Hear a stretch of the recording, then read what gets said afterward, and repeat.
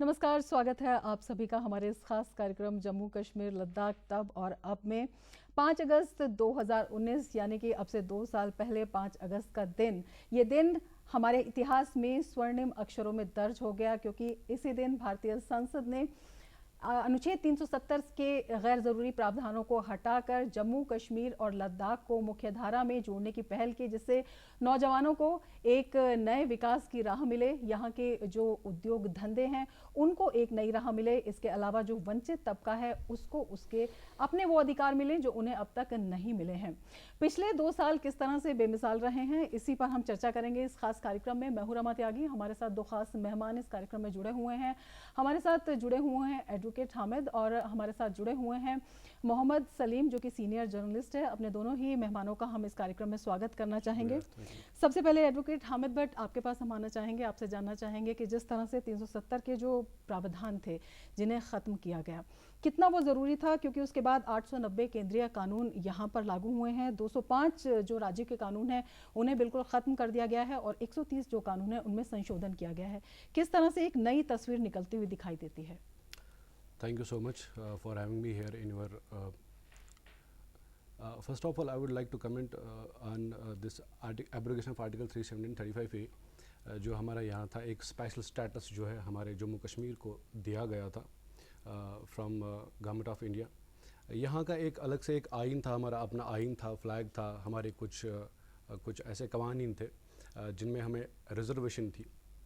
और जब इस आर्टिकल 370 एंड 35A को एब्रोगेट किया गया ऑन 5 अगस्त 2019, तो काफ़ी लोगों में एक बेचैनी थी, एक करारी थी कि क्या होगा क्या नहीं होगा, कौन सी चीज़ें यहाँ लाई जाएंगी, कैसे ऐसे कवानीन बनाए जाएंगे, क्या गवर्नमेंट ऑफ इंडिया ये खा जाएगी यहाँ की ज़मीन।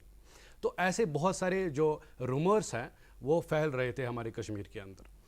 तो जिस दिन ये एब्रोगेशन ऑफ आर्टिकल 370 हुआ और 35 हुआ, it was one of the historical day of the Jammu and Kashmir. Jammu Kashmir की एक हिस्ट्री में ये एक ऐसा पन्ना था जिसमें स्टोन पेल्टिंग और कोई भी किलिंग, कोई रिपोर्ट नहीं हुई। आप देख सकते हैं, अगर आप पिछले सालों में जाएंगे 2008 से लेकर 2016 तक, इन बिटवीन कितनी सारी किलिंग्स हुए, मास किलिंग्स हुई, और यहाँ पे कितने ये स्टोन पेल्टिंग होती थी। हमारा यूथ जो है, लोकल यूथ जो है, उनको बेसिकली एक दिमाग में एक यही चीज़ डाला गया था यहाँ की लोकल लीडरशिप ने कि आपको पत्थर उठाना है, पत्थर से आज़ादी हो जाएगी। तो बेसिकली ये कंसेप्ट जो है, ये जो बाज़ार है, यहाँ की जो शॉपकीपर्स थे वो यहाँ की NC थी, वो यहाँ की PDP थी, वो यहाँ की कांग्रेस थी and other parties as well. तो इनका जो जब दुकान बंद हो गया तो ये लोग जो हैं ये फेल हो गए उसमें।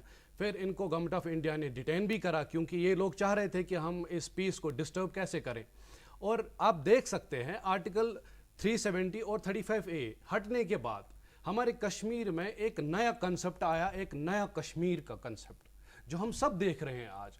आपने देखा होगा पिछले 70 सालों में कश्मीर का नौजवान हिंदुस्तान का झंडा नहीं उठाता था। आज abrogation of article 370 and 35A के बाद आज यहाँ का नौजवान तिरंगा उठाता है और भारत माता की जय नारे लगाता है। तो ये एक नया कॉन्सेप्ट है, एक नई चेंज है हमारे कश्मीर के अंदर। तो डेवलपमेंट के मुतल्लिक अगर मैं बात करूं तो आप देख सकते हैं ये यहाँ के जो फार फ्लंग एरियाज है, मैंने विजिट किया बहुत सारे फार फ्लंग एरियाज में। लाइक मैं बारामूला का हूं, तो बारामूला में ऐसे फार फ्लंग एरियाज थे जहां पे कनेक्टिविटी नहीं थी, लाइक वाटर की नहीं थी, वहां पे इलेक्ट्रिसिटी नहीं थी, वहां पे रोड्स नहीं थे। और आज जब 3 टायर पंचायत सिस्टम को एम्पावरमेंट किया गया अंडर द रीऑर्गेनाइजेशन एक्ट 2019 में, और आप देख सकते हैं पहली बार यहाँ पे BDC चुनाव हुए, पहली बार यहाँ पे DDC चुनाव हुए, कोई किलिंग नहीं हुई, कुछ नहीं हुआ। तो असल में मेरा कहने का मकसद ये है कि बेसिकली यहाँ जो पीस डिस्टर्ब होता था पिछले 70 सालों में, जो पीस डिस्टर्ब यहाँ हुआ है, मैं समझता हूँ ये because of this local leadership हुआ है। क्योंकि ये कभी चाहते नहीं थे, क्योंकि अगर ये चाहते यहाँ पे पीस होता तो ये इनकी जो दुकानें हैं वो बंद हो जाती। तो इन्होंने क्या किया, इन्होंने हमेशा यहाँ पे किलिंग करवाई, चाहे सरपंच मरवाए, काउंसलर मरवाए, पंच मरवाए, यहाँ के पॉलिटिकल लीडर्स, यहाँ के पॉलिटिकल एक्टिविस्ट, सोशल एक्टिविस्ट, ये इन्होंने मरवाया। तो बेसिकली इनका काम यही है, मारना मरवाना। तो बेसिकली जब एब्रोगेशन ऑफ आर्टिकल 370 हुआ तो तब से अभी आप देख रहे हैं ये जो मैं अभी कंसेप्ट आपको बता रहा था तिरंगे का, क्योंकि आज एक ट्रेंड चल रही है 10 बजे से कश्मीर फॉर तिरंगा जी। तो ये एक मुझे लगता है एक बहुत बड़ी one of the biggest achievement of Modi lead government है। बिल्कुल एक बड़ी अचीवमेंट है। सलीम साहब भी हमारे साथ मौजूद हैं। सलीम जी, आपसे हम जानना चाहेंगे, जिस तरह से एक नए विजन की, नए कश्मीर की हम बात करते हैं न्यू इंडिया में, उसमें ग्रास रूट डेमोक्रेसी को मजबूत करने के लिए जो ये त्रिस्तरीय पंचायत व्यवस्था कायम की गई है, पहली बार बीडीसी और डीडीसी चुनाव, और इतनी बड़ी संख्या में लोग आए, ऐसे मौसम में आए जब आम आदमी काम के लिए निकलते हुए भी सोचता है, और दूर दराज के इलाकों से, रिमोट एरिया से, किस तरह से उनकी मंशा जाहिर होती है जो उनके अंदर दबी हुई थी कि सत्ता में हमारी भागीदारी होनी चाहिए आम आदमी की, वो जो उनकी इच्छा है वो उभर कर आई और वो उन्हें खींच कर लाई कि नहीं, लोकतंत्र में हमारा अधिकार है, हमें इसमें शामिल होना है। देखिए, ये जो हमारे लोकल इलेक्शंस यहाँ होते हैं जम्मू एंड कश्मीर में, या even it is in Jammu as well as in Kashmir valley, यहाँ के लोगों का सबसे बड़ा फर्स्ट कंसर्न है एम्प्लॉयमेंट, जॉब्स का। ये जो इलेक्शंस होते हैं जिसमें आप देखते हैं बड़े long queues and all that, people participate fully in these kind of elections, उनको ये दिल में होता है, मन में ये ख्याल होता है कि हमें सिर्फ नौकरी मिलेगी, डेवलपमेंट होगी। डेवलपमेंट और ये जो लोकल इश्यूज की बात है, ये एक अलग इशू है। फिर रहा हमारा एब्रोगेशन ऑफ आर्टिकल 370 के बाद कितनी चेंज आ गई लोगों के जहन में, मगर ये मानना पड़ेगा हमें कि देयर इज स्टिल दैट एक एंगर है एक लोगों में। नहीं, आप जो अभी नौकरी की बात कर रहे थे कि लोगों के मन में था कि हमें नौकरी मिलेगी, हमारे यहाँ विकास होगा, वो डेवलपमेंट इतने सालों में, पिछले 70-74 सालों में वो नौकरियां उन्हें क्यों नहीं मिल पाई जो हकदार थे, वो विकास क्यों नहीं हो पाया, वो हमें बताइए। मैं वही कह रहा हूँ। देखिए, यहाँ के सबसे बड़ी बात ये है, जो रूलर्स की यहाँ की बात है, अनफॉर्चुनेटली इस वक्त भी गवर्नमेंट ऑफ इंडिया यहाँ के जो माने हमने आजमाए हुए पॉलिटिशियंस हैं, they are still just trying to just crop them together और उनको एनकरेज कर रहे हैं, क्योंकि उन्होंने ही बेसिकली यहाँ का जो सारा माहौल बिगाड़ा है। मैं ये नहीं कहूँगा कि उनका कोई हाथ है मिलिटेंसी में या जो मेन स्ट्रीम पॉलिटिशियंस है, because they have been the victims of that themselves. उनके कारकुनों को मारते थे, जो भी है, तो because they are not liked by the separatist और the militants, these main stream यहाँ के जो ग्रुप्स हैं, हमारे पार्टीज है। मगर इन्होंने क्या किया, इन्होंने अयाशी की, इन्होंने गवर्नमेंट ऑफ इंडिया का पैसा जो है वो सारा ज़ाया किया। अगर आप देखोगे, पहले ये अपने महल बना रहे थे जी, आप देखिए, अगर इनके खर्चे आप देखोगे, घर के ऐश करते थे, यू विल बी सरप्राइज। जहां जब एक हमारा एक चीफ मिनिस्टर मर गया, उसकी बेटी ने पहले एक जमीन, वो भी सरकारी, you know, they don't have their own graveyards, they could not purchase because they are not bothered। बादशाह है जो भी शेख मोहम्मद अब्दुल्ला जैसा, उठ के लगा दिया उसको उधर दरगाह में जी, तो दैट वाज अ सरकारी जमीन। यही इनको ये बादशाह जो है ना 370 ने ये छीना इन बादशाहों से, दैट इज ओके। इसी वजह से ये लोगों को मिसगाइड करते थे। एडवोकेट भट्ट, उनका भी रिएक्शन लेते हैं। एडवोकेट भट्ट, आपसे हम जानना चाहेंगे, जिस तरह से सलीम साहब ने कहा कि पैसा आता था लेकिन वो सारा जो सियासी दल थे वो उनकी जो ज़रूरियात थी उसमें खर्च हो जाता था, आम आदमी तक नहीं पहुंच पाता था, तो ऐसे में जो सत्ता का विकेंद्रीकरण था वो कितना ज़रूरी था जो बीडीसी और डीडीसी इलेक्शन से हुआ? देखिए, फर्स्ट ऑफ ऑल मैं टोटली एग्री करता हूँ सलीम साहब से, जो इन्होंने अभी कहा कि जो गवर्नमेंट ऑफ इंडिया ने जो फंड्स यहाँ आज तक भेजे हैं वो यहाँ पे ज़मीनी स्तर पे ग्राउंड जीरो पे यूटिलाइज नहीं हुए हैं। तो जैसे इन्होंने कहा कि इन्होंने अपने महल बनाए, इन्होंने अपने कॉम्प्लेक्सेस बनाए, अपने रेस्टोरेंट्स बनाए, अपने बड़े बड़े घर बनाए बाहर फॉरेन्स में, तो इन्होंने बेसिकली जो सारा जो वेल्थ है, जो गवर्नमेंट ऑफ इंडिया की जो वेल्थ थी या यहाँ की स्टेट की वेल्थ थी, वो सारी इन्होंने लूटी। तो आज भी अगर गवर्नमेंट ऑफ इंडिया इनको कहीं पे बुलाती है, लेकिन गवर्नमेंट ऑफ इंडिया भी सोच रही है कि हम वहाँ पे पीस और प्रोसेस को चलाएं, क्योंकि यहाँ पे देखिए, अगर हमें प्रोसेस चलाना है किसी चीज़ का, सपोज हमें यहाँ पे पीस नहीं था, हमें पीस प्रोग्रेस चलाना है, तो इन सब को कॉन्फिडेंस पे लेना है। तो खैर, जो इन्होंने गलतियाँ की है वो तो हर एक को पता है। यहाँ का ग्राउंड जीरो में मतलब आज का जो बच्चा है, अभी 5 साल का 6 साल का बच्चा होता है, उसको ये सियासत पता होती है कि उमर साहब ने क्या किया, महबूबा जी ने क्या किया, मुफ्ती सईद साहब ने क्या किया, या कांग्रेस वालों ने क्या किया। तो गर्ज कहना यह है कि इन सब ने जो है, अगर ये पैसा ग्राउंड जीरो में लगाया होता, अगर यहाँ पे प्राइवेट सेक्टर्स इस्टेब्लिश हुए होते, अगर बाहर के इन्वेस्टर्स यहाँ पे आए होते, उन्होंने अपना पैसा लगाया होता, तो मुझे लगता है जो एम्प्लॉयमेंट की बात इनने ताहिर साहब ने अभी की, तो एम्प्लॉयमेंट जो है, अनएम्प्लॉयमेंट जो है यहाँ पे वो नहीं होती।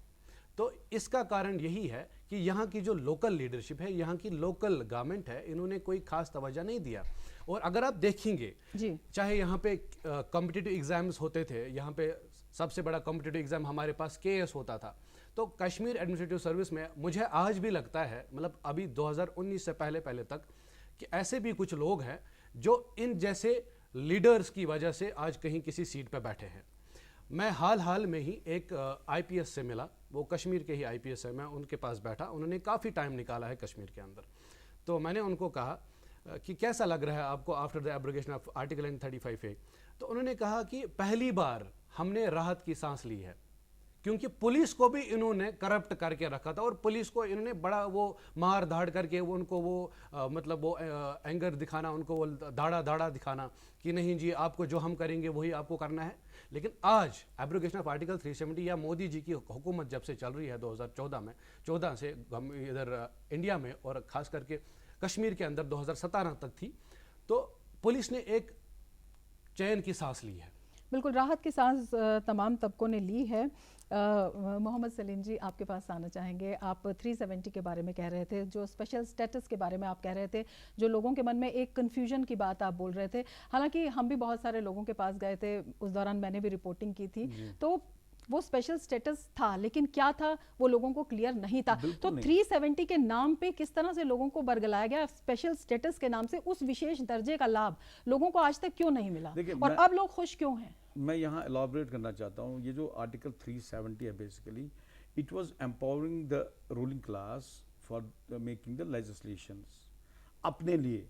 वो लेजिस्लेशन अगर आप देखेंगे पिछले 70 साल में जो भी लेजिस्लेशन हुई है, ये इनके अपने मफाद के लिए थी। फॉर एग्जांपल मैं एक बात बताऊंगा आपको, हर एक स्टेट में या यूनियन टेरिटरी में 5 इयर्स का टर्म होता था हमारे असेंबली का। This was the only exception J&K जहां 6 साल का था टर्म। शेख साहब ने क्या किया था 75 में, जब इमरजेंसी डिक्लेयर हो गई, इंदिरा गांधी ने लगाया था उस वक्त कानून की 6 इयर्स का होगा, तो इस साहब ने सबसे पहले अडॉप्ट कर दिया। Despite there being 370 article, it was not automatically applied on J&K, but he applied this provision because this was suiting his own policy, and he wanted his progenies to be for a longer term. तो मतलब ये कहने का है, लोगों को ये पता नहीं है कि 370 आर्टिकल जो था ये सिर्फ एम्पावर करता था रूलिंग क्लास को, और वो रूलिंग क्लास क्या करता था, वो मिसयूज करता था इसको अपने लिए। लेजिस्लेशन जो भी होते थे उनको अपने लिए, जैसे मैं बताऊंगा एक प्रोविजन था इनका कि दे वुड हैव हाउस और a home for the whole of the life, जब तक ये रहेंगे, whether they are in the chair और नॉट, इनको ये चलता रहेगा। इनका खाना, इनका पीए, इनकी गाड़ियाँ, इनकी Z+ security, and they have palatial houses जहाँ वो उनके वो क्या सोना बात, एवरी काइंड ऑफ थिंग, हाँ, जिम, एंड ये आम लोगों को इसकी खबर नहीं है। तो बाकी 35A की जब हम बात करें, it was benefiting common people, like at least having a job reservation. एक था नहीं, इसमें मैं आपको कहना चाहूँगी कि जिन राज्यों में 35A नहीं है, क्या वहाँ की लैंड सुरक्षित नहीं है? और जिस तरह से अब नए डोमिसाइल लॉ आया है, जिस तरह से जो रिजर्वेशन है वो कई तबकों को मिला है, कई महिलाओं को, अभी आप देखिए कि ये जो DDC इलेक्शन हुए, महिलाओं को इसमें रिजर्वेशन मिला, 100 महिलाएं इसमें चुनकर आई हैं, जबकि पहले ये सुविधा नहीं थी। इसके अलावा बॉर्डर एरिया में या LOC में जो रिजर्वेशन बढ़ाया गया है, पहाड़ी स्पीकिंग लोगों को रिजर्वेशन मिला है। इसके अलावा बहुत सारे ऐसे वंचित तबके थे, वाल्मीकि समुदाय है, गोरखा समुदाय है, इन लोगों को अपने अधिकार नहीं मिले थे। अब इन्हें नए डोमिसाइल लॉ से इनको ये अधिकार मिले हैं। तो आपको नहीं लगता है कि एक बड़ा तबका जम्मू कश्मीर का, अगर हम पूरे जम्मू कश्मीर की बात करते हैं, जो अपने अधिकारों से वंचित था, जो उन्हें होने चाहिए थे, उनको अब ये अधिकार मिल रहे हैं, उनमें काफी खुशी है, और ये एक समानता को लाता है, ये एकीकरण को लाता है। ये जो विभेद था अलग अलग समुदायों में, उसको दूर करता हुआ दिखाई नहीं देता। मुझे एक चीज बताइए आप, सबसे पहले सेंटर का ये था, because it's a federal kind of system हमारा जो है, सेंट्रल गवर्नमेंट उस वक्त क्यों नहीं बोल रही थी, यहाँ के जो लोकल हमारे जो पॉलिटिशियंस थे, जो रूलर्स थे, उनको क्यों नहीं बोलते थे आप ये इंप्लीमेंट करो? Because they were giving the finances, सारा हमारा फाइनेंस जो है वो डिपेंडेंट ऑन फाइनेंसेस, जो भी हमारा फंड्स मिलता है वो गवर्नमेंट ऑफ इंडिया से मिलता है। They were in hand and glove with the यहाँ के रूलर्स के साथ। वही केंद्र ने वही अधिकार अपने केंद्र ने वही अधिकार समानता लागू करने के लिए 370 के जो प्रोविजन है उनमें संशोधन किया है। मिस्टर भट्ट भी हमारे साथ है, हम उनकी राय भी लेना चाहेंगे। मिस्टर भट्ट, हम आपकी बात सुनेंगे, हम आपकी बात सुनेंगे, हम आपकी बात सुनेंगे, हम आपकी बात सुनेंगे, हम आपकी बात सुनेंगे। भट्ट साहब, आप इनकी बात का क्या जवाब देना चाहेंगे? देखिए, मैं मुनासिब समझूंगा, जैसे हाल में ही एससी और एसटी को एक स्पेशल इन्होंने एक रिजर्वेशन दी हमारे, वो तो सारे इंडिया में है, तो आपकी बारी आएगी, तो हमारे कश्मीर के अंदर नहीं थी। तो मैं समझता हूँ एक क्लास जो हमसे बिछड़ गया है वो हो गया सिख कम्युनिटी, तो उनको कोई रिजर्वेशन नहीं मिली। मैं चाहूँगा कि हमारी गवर्नमेंट ऑफ इंडिया जो है वो इस पे कंसंट्रेट करे, क्योंकि सरदारों की यहाँ पे एक बहुत बड़ी पॉपुलेशन है, तो उनको भी कहीं ना कहीं ये अपनी जगह ये महसूस होता है कि नहीं, हमें कितनी पॉपुलेशन लेजिस्लेशन में 80,000 है। देखिए, नो डाउट कि वी आर इन मेजॉरिटी। देखिए, अगर हम एक सेक्युलर स्टेट में रहते हैं तो यहाँ पे हर एक को अधिकार है बोलने का। जैसे यहाँ पे अभी आप कह रहे थे SC ST हैं, तो वो हमसे बिछड़ चुके थे क्योंकि उनका एरिया बहुत ही लॉन्ग, मतलब फॉर फ्लंग एरियाज में है, तो उनको जो रिजर्वेशन मिली, उनको जो रिप्रेजेंटेशन मिलेगी लेजिस्लेशन के अंदर, ताकि वो अपने लोगों को रिप्रेजेंट करें वहाँ पे। तो मैं समझता हूँ कि सरदार कम्युनिटी जो है, चाहे कोई भी ऐसा एरिया, वो गवर्नमेंट ऑफ इंडिया जैसे डिलिमिटेशन अभी प्रोसेस हो रहा है, तो उसमें वो एक एरिया ऐसा भी चुने जहाँ पे एक सरदार कम्युनिटी जो है उनको रिप्रेजेंटेशन मिले। बिल्कुल, लेकिन जिनको ये रिप्रेजेंटेशन मिला है और वर्षों के बाद ये अधिकार मिले हैं, आइए उनकी आवाज़ भी हम सुन लेते हैं। जम्मू से हमारे संवाददाता नीरज सिंह की ये खास रिपोर्ट देखते हैं।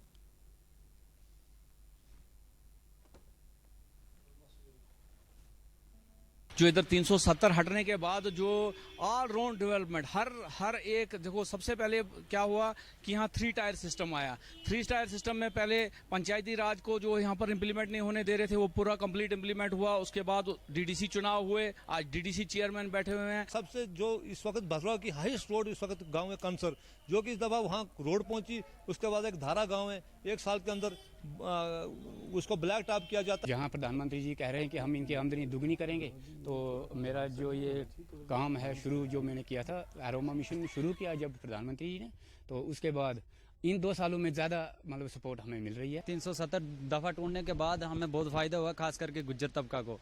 जहाँ तक हमारी बटोली पंचायत की बात करते हैं, हम ढड़काई पंचायत की, क्लियर गुज्जर है, ST स्कीम है, तो वहाँ पे हमें क्या कि 126 मकान मिले हैं। खास करके हमें भी मकान आया है, मैं खुद की बात करता हूँ, हमें भी मकान मिला है। हम मजदूरी पे जहाँ जाते हैं, अगर हमारे पास राशन कार्ड होता है, हम कहीं से भी राशन ले सकते हैं। तो ये देखिए, आपने नए कश्मीर में जो लोगों को नए अधिकार मिले हैं उनकी आवाज़। हमारे साथ 2 खास मेहमान भी यहाँ पर मौजूद हैं। सलीम जी, आपने देखा कितने खुश थे लोग, उनको अधिकार मिला है, पहले ये अधिकार उनको नहीं थे। आपको नहीं लगता है कि जब एक देश में एकीकरण या एक समान अधिकार, या हम कहते हैं कि जो राष्ट्र की एकता है, एक भारत श्रेष्ठ भारत, तभी साबित होता है जब सबको समान अधिकार हों? और ऐसा नहीं है कि यहाँ पर जो लोग हैं उनको समान अधिकार मिले हैं, बल्कि जो यहाँ के लोग हैं उनको भी जो केंद्रीय कानूनों में जो प्रतिनिधित्व नहीं मिलता था, मिलना शुरू हुआ है। कितना जरूरी, पहले ये बताइए कितना जरूरी था ये? नहीं, देखिए ये तो बहुत अच्छी बात है। कुछ जो कानून है यहाँ जो इम्प्लीमेंट हो गए जब से यूनियन टेरिटरी बन गई, एक्सटेंड तो हो गई। अदरवाइज भी मैं बताऊंगा, by the way, in 1984 Ghulam Ahmad Shah था chief minister, he extended over Jammu and Kashmir 16 central laws. आप देखिए, यू विल बी सरप्राइज, ये जो सेफ्टी एक्ट है यहाँ का, पब्लिक सेफ्टी एक्ट, ये शेख मोहम्मद अब्दुल्ला ने लाया है। उसके बेटे ने 1997 में उसको अमेंडमेंट करके ज़्यादा स्ट्रिंजेंट बनाया, और जो अप्लाई इन्हीं पे हो गया परसों। मैं ये कह रहा हूँ कि these laws were in place there, but you can not control और govern the state on remote control always. Okay, हमारे बिल्कुल होना चाहिए, there should be the complete integration of Jammu and Kashmir with rest of the country, मैं मानता हूँ ये। मगर बात यह है कि ये जो लोगों को आपको एक विश्वास देना है, कॉन्फिडेंस देनी है, they are part of us, that is very important. You have to have some kind of एक एक्सरसाइज होनी चाहिए जिसमें लोगों को वो कॉन्फिडेंस बढ़ानी है कि नहीं आप हमारे अपने हो। वो कैसे करोगे, वो तो गवर्नमेंट ऑफ इंडिया पे है। बिल्कुल इसी कॉन्फिडेंस बिल्डिंग मेजर की जब बात करते हैं तो भट्ट साहब आपसे हम जानना चाहेंगे, जिस तरह से युवाओं को मुख्य धारा में जोड़ने की लगातार कवायद की जा रही है और उसका असर भी देखने को मिला है, युवा अब मेन स्ट्रीम में ज़्यादा आ रहे हैं।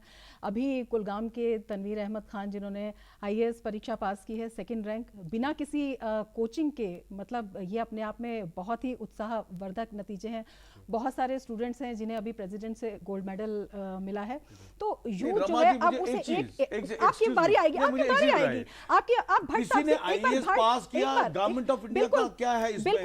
बिल्कुल एक क्लियर, मैं यही जानना चाह रही थी कि यूथ को एक क्लियर विजन 370 के बाद किस तरह से मिला, क्योंकि आपने देखा होगा पत्थरबाजी की घटनाएं एकदम रुक गई हैं, आतंकवादी घटनाएं हैं, 66% की उसमें कमी आई है। किस तरह से यहाँ के यूथ को, किस तरह की, आपने खुद बताया कि जो यहाँ का सियासी तबका था वो सबको मिसगाइड करता, किस तरह से यहाँ के यूथ को मिसगाइड किया गया, आप बताएं। चूंकि मैं खुद यूथ हूँ और मैं खुद भी मतलब उनको रिप्रेजेंट करता हूँ, और मेरा तो मानना ये है कि हमारा जो नौजवान तबका है वो 70 साल से उनको एक्सप्लॉइट किया गया, उनको मिसयूज़ किया गया बाय दिस लोकल लीडरशिप। इनका सिर्फ इनकी दुकानें कैसे चले, यहाँ के नौजवानों को मरवाना, जैसे मैंने अभी आपको बोला, अपनी सियासी रोटी सीखने के लिए इन्होंने यहाँ के नौजवानों के ऊपर, उनके कंधों के ऊपर बंदूक चलाए और उनको ही निशाना बनाया, टारगेट बनाया, हर जगह उन्हीं के ऊपर सियासत की हर जगह। तो आज तक आप देख सकते हैं, जैसे मैंने अभी आपको बोला, कुछ देर पहले मैंने आपसे यही बात कही कि 5 अगस्त 2019 उस दिन कोई स्टोन पेल्टिंग नहीं हुई, उस दिन कोई किलिंग नहीं हुई। इसकी एक वजह है ना, वजह यह है कि ये सारे लोग जो है इनको डिटेन किया गया था to the government of India. तो गवर्नमेंट ऑफ इंडिया चाहती थी कि कश्मीर में पीस हो। अभी आप ये क्लियर इंडिकेशन है कि ये लोग फिर से बाहर आए, इन्होंने PAGD बनाया, एक बहुत बड़ा गैंग इन्होंने बनाया और वही गैंग फिर बिखर गया। जब DDC इलेक्शन कंप्लीट हो गए उसके बाद वो बिखर गया। पीपल्स कॉन्फ्रेंस ने बाइकआउट कर लिया, फिर उसके बाद आपने अपनी पार्टी तो अलग से ही थी। तो इन लोगों ने क्या किया, कुछ पार्टियां तो नहीं भी होगी यहाँ पे, नहीं इंट्रोड्यूस हो गई, तो उनका मसला, उनका मकसद ये था कि उनका जो बेस है उन्होंने बेस चेंज किया, लेकिन मटेरियल तो वही है। अब गवर्नमेंट ऑफ इंडिया उनको अगर बुलाती है किसी चीज़ के लिए, अगर सपोज अगर हमें पीस एंड प्रोग्रेस को चलाना है कश्मीर के अंदर, तो हमें सबको बुलाना है। ऐसा नहीं है कि उमर अब्दुल्ला जो भी उसने किया है वो उसकी सज़ा पाएगा। और महबूबा जी ने या मुफ्ती साहब, बिल्कुल जनता सब जानती है, जब ये लोग डिटेन थे तो लोग बड़े खुश थे यहाँ पर और कह रहे थे कि ये काम जो है सरकार ने बहुत अच्छा किया है। अगर ये सही थे, अगर इनकी पॉलिसी सही थी तो लोग खुश क्यों थे? और अगर लोग खुश थे, अगर आप मानते हैं कि पॉलिसी सही नहीं थी, तो अब जो हुआ है उसमें गलत क्या है, आप मुझे ये बताइए। और अगर आप बात करते हैं गवर्नमेंट ऑफ इंडिया की कॉन्फिडेंस जगाने की बात, जिस तरह से बैक टू विलेज प्रोग्राम हुआ, ऑफिशियल मशीनरी, आपने कभी कल्पना की थी कि गाँव में ऑफिसर जाएंगे, 2-2 दिन वहां पर रुकेंगे, 3-3 दिन वहां पर रुकेंगे? केंद्र सरकार के मंत्री आए, ये मैं बात नहीं, ये मैंने भी पहली बार देखा, केंद्र सरकार के मंत्री आए वहां पर रुके, वहां पर लोग कहते हैं, गांव में लोग कहते हैं कि हमारे गांव में काम होना शुरू हो गया। मेरे भैया सलीम जी मैं खुद गांव में गई, सलीम जी मैं भी ग्राउंड रिपोर्टर हूँ, सलीम जी मैं भी ग्राउंड रिपोर्टर हूँ। मैं कई यहाँ के, मैं अनंतनाग में गई हूँ, जिस जगह लोग जाने की हिम्मत नहीं जुटाते थे वहां मैं रिपोर्टिंग करके आई हूँ। बिल्कुल काम हो रहा है, लोग खुश हैं, लोग कह रहे हैं कि काम हो रहा है वहां पे। लोग कह रहे हैं कि पहले पैसा आता था पंचायत में, जिस तरह से पंचायतों को सीधा पैसा आना शुरू हुआ है, उससे यहाँ पर अच्छी बात है ना, उससे वहां काम शुरू हुए। लोग शुरू, हम आपको लोगों की बाइट सुनवाएंगे। लोग कह रहे हैं वहां पर काम हुआ है, लोग कह रहे हैं वहां पर काम हुआ है, यहाँ पर काम हुआ है, यहाँ पर एक व्यवस्था बनी है। और लोगों ने कल्पना नहीं की थी कि उनका भाई, उनके घर की लड़की या उनके पड़ोस का कोई आदमी आज सत्ता में किसी पद को लेकर बैठा होगा। अगर ऐसा नहीं था तो अब तक डीडीसी और बीडीसी इलेक्शन क्यों नहीं हुए? क्यों बहुत सारी युवा, बहुत सारी महिलाएं डीडीसी इलेक्शन में वो उन्हें तो चांस होता था मिला, पहले भी। वो निकल कर डीडीसी मैं ही नहीं, सलीम जी, डीडीसी इलेक्शन इतिहास में पहली बार हुआ है यहाँ। मैं दे रहा हूँ, DDC I am election giving कब हुआ credit to यहाँ? them, मैं यही बोल रहा हूँ। डीडीसी मेरी इलेक्शन बात तो यहाँ पर सुनिए। पहली बार हुआ। रमा जी, आप विरोध के लिए आपसे- विरोध मत नहीं, करिए, नहीं, आप मैं- जेन्युइन बात मैं करिए। genuine कर रहा युवाओं हूँ। के लिए, मैं युवाओं आपके के लिए साथ सहमत हूँ। अभी एलजी ने 18,000 नौकरियां जो हैं वो चिन्हित की है और कहा है कि बैक टू विलेज कार्यक्रम में 50,000 युवाओं को स्वरोजगार agree दिया with जाएगा। whatever you say- मुमकिन say. योजना यूथ मिशन शुरू की है, यूथ मिशन शुरू किया। इंडस्ट्रियल पॉलिसी की बात करते हैं तो 28,400 करोड़ रुपए की नई इंडस्ट्रियल Ground पे पॉलिसी देखिए ना। जिसमें बात की जा रही है, स्टेक होल्डर से बात की जा Ground रही पे है, जो बताइए 74 ना। साल में नहीं हुआ, 2 साल में आप चाहते हैं कि एकदम आ जाए। लेकिन नहीं, जो 3 शुरुआत साल हो हुई, गए। जो कदम उठाए रमा जा जी, रहे 3 साल हैं, हो जो गए। कदम उठाए जा रहे हैं, जो कदम उठाए जा रहे हैं उनका परिणाम आएगा, ये तो आप मानते हैं? देखिए, इन्होंने कहा मेरे भाई साहब ने अभी कि पुलिस का जी कोई वायलेंस नहीं हुई वगैरह वगैरह, इन्फ्लुएंस नहीं था। पुलिस का इन्फ्लुएंस हमेशा होता है गवर्नमेंट का। This is very important because this is the important wing of the government.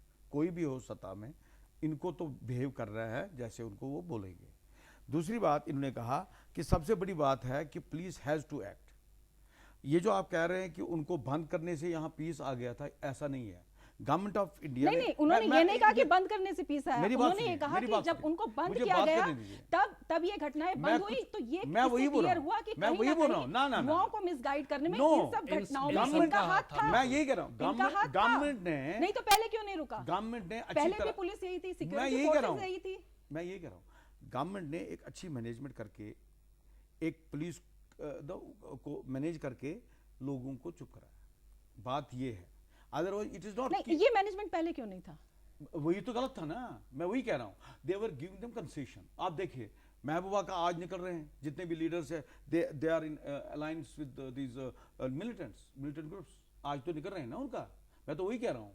आप देखिए, ये तो दे रहे थे ना डील उनको, कभी नहीं लेते थे। मैं कहता हूँ एक हमारा एक यहाँ है डॉक्टर्स एसोसिएशन कोई है। चलिए, सलीम जी ने ये बात मान ली है कि डील उनकी तरफ से नहीं, मिलती थी, इस बिल्कुल, वजह से ये मैं तो घटनाएं मानता नहीं हूं। रुक रही थी। मैं तो पहले ही आपके बोल पास रहा हूं। भट्ट साहब, आपके पास आना चाहेंगे, आपसे जानना चाहेंगे, जिस तरह से युवाओं को एक नया विजन दिया जा रहा है, जिस तरह से यूथ मिशन की शुरुआत हुई है, कितना होप ये जगाता है युवाओं में, और एक क्लियर कट विजन उन्हें भविष्य के लिए किस तरह से मिलता है? पहले वो मिसगाइडेड थे, कंफ्यूज थे, ये साफ दिखाई देता है। अब भी है, देखिए, अभी जब- भी है, अभी भी। अब आप बताइए कि अब उनके अभी भी कंफ्यूजन है। को किस तरह से एक क्लियर विजन मिल रहा है? Before the abrogation of article 370 35 ए, यहाँ पे मैंने पहले ही भी आपको बताया कि यहाँ पे बेसिकली जो यहाँ का युवा है, मैं पढ़ रहा था कुछ दिनों पहले, आई थिंक 16 लाख के करीब यहाँ का जो यूथ है वो बेरोज़गार है।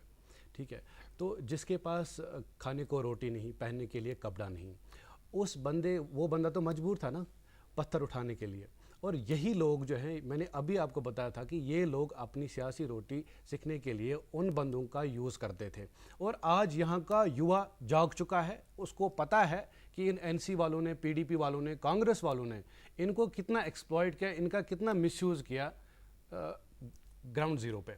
तो आज यहाँ का नौजवान जो है वो उसके अंदर एक उम्मीद जाग चुकी है। बिल्कुल, वो उम्मीद मोदी एक गवर्नमेंट जाग चुकी है और उस मोदी उम्मीद को एक गवर्नमेंट पे रास्ता उन्होंने देना एक बहुत जरूरी है, बहुत बिल्कुल। बड़ी हमारे उम्मीदें पास रखी समय हुई है। सीमित है। सलीम जी भी अपनी बात कहना चाहते हैं। सलीम जी, युवाओं की हमने बात की, महिलाओं की बात हमने छोड़ दी। महिलाएं जो कि आबादी का आधा हिस्सा, बल्कि उसे एक पूरक हिस्सा ही कहना चाहिए, उनको जिस तरह का अधिकार मिला है, जिस अधिकार से वो वंचित थी, अगर बाहर शादी करेंगी तो उसके बाद उनका जो अधिकार है वो खत्म हो जाएगा। नहीं, ये तो बहुत अच्छी नई बात है। डोमिसाइल This is- पॉलिसी हाँ। ये किस तरह से उनके Gender- अधिकार gender सुनिश्चित करती है? difference जो था, जी। that was bad। आप देखिए, बहुत ट्राई की थी हमारी स्टेट असेंबली जब भी थी, तो पता नहीं, मेरे ख्याल में मुफ्ती मोहम्मद सईद के ज़माने में उन्होंने ट्राई किया था ये, but they went to the court, सब people, a group of people. मगर ये बहुत ही अच्छी बात है कि they got this at least this right कि domicile they can marry outsiders and he the person he can become the citizen of Jammu and Kashmir. ये अच्छी बात है। वो जो जेंडर डिफरेंस थी वो खत्म हो गई, ये तो बहुत अच्छी बात है। मैं ये मानता हूं। इसके अलावा जो राजनीतिक आरक्षण महिलाओं को दिया गया है, उससे कितना सशक्तिकरण आया है?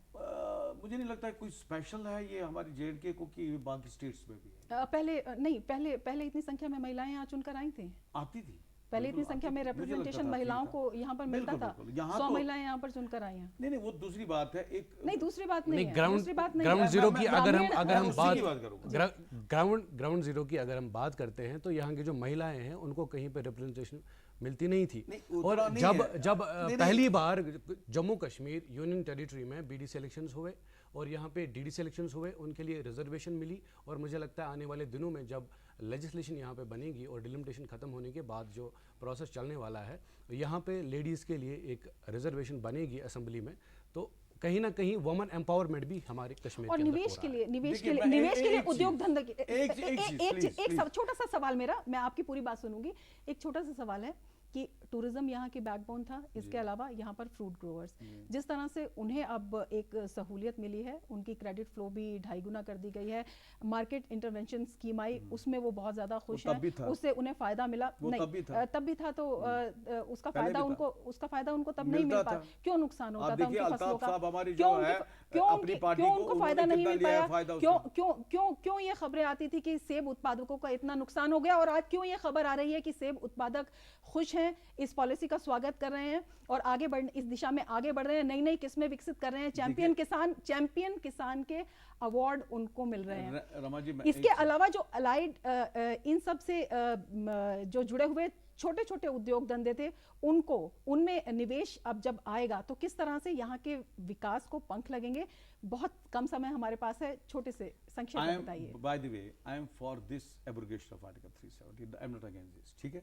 दूसरी बात मैं ये कहना चाहता हूँ, जब से 370 आर्टिकल एब्रोगेट हो गया, यहाँ जो डायरेक्ट सेंट्रल रूल रहा यूनियन टेरिटरी की वजह से, उससे ये हुआ, जो बहुत ही अच्छी अहम बात है हमारे जम्मू एंड कश्मीर के लिए, दैट इज कि स्टोन पेल्टिंग खत्म हो गई, एक गुंडा राज खत्म हो गया, गुंडागर्दी जो स्ट्रीट्स पे गुंडागर्दी होती थी, लोगों को पकड़ना, लोगों की गाड़ियां तोड़ना, अच्छा बेवक्त और बेफजूल पत्थर फेंकना, टूरिस्टों पे पत्थर फेंकना। यू विल बी सरप्राइज, जब मैंने एक स्टोरी की थी, जब टूरिस्टों को यहाँ पत्थर मारते थे पत्थर वाले स्टोन पेल्टर्स, तो महबूबा मुफ्ती के ज़माने में जब बीजेपी उनका सहयोगी था, अलायंस पार्टनर था, उन्होंने मुझे एफआईआर कर दिया कि भाई आपने क्यों लिखा कि स्टोन पेल्टर्स ने टूरिस्ट बसों पे अटैक कर दिया।